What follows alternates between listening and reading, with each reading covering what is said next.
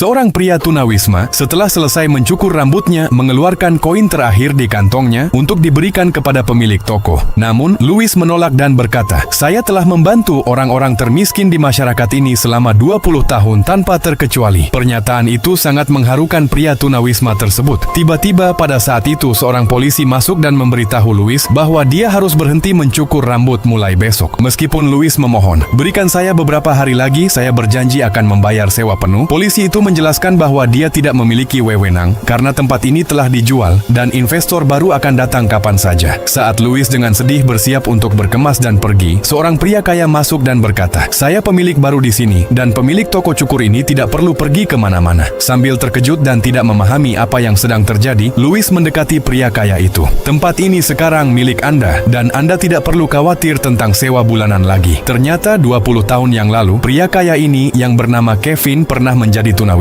Setelah mengalami sebuah kejadian besar, Kevin kehilangan pekerjaannya dan rumahnya akibat kebakaran. Dia mencoba melamar pekerjaan di mana-mana, tetapi tidak ada perusahaan yang berani mempekerjakannya. Hanya satu perusahaan real estate yang bersedia mempekerjakan Kevin, namun direktur perusahaan itu memberinya $20 dan menetapkan syarat bahwa pada akhir hari, Kevin harus mendapatkan potongan rambut dan membeli pakaian baru. Kevin menganggap ini sulit karena $20 hanya cukup untuk potongan rambut, tetapi manajer itu berkata, seorang agen real estate yang baik harus bisa menemukan solusi bahkan dengan sumber daya yang paling sedikit. Kemudian Kevin pergi ke toko cukur Louis dengan rasa cemas. Setelah mendapatkan tampilan baru, dia memberikan $20 kepada pemilik toko cukur tersebut, tetapi yang mengejutkan, Louis menolak untuk menerima uang itu dan berkata, "Mungkin Anda lebih membutuhkan ini daripada saya." Tidak hanya itu, ketika mengetahui bahwa Kevin akan menjalani wawancara kerja, Louis juga memberinya pakaian dan kartu nama serta berkata, "Jika suatu hari Anda ingat, Anda bisa mengembalikannya kepada saya." Sejak hari itu, hidup Kevin mulai membaik. Dia mendapatkan pekerjaan yang stabil,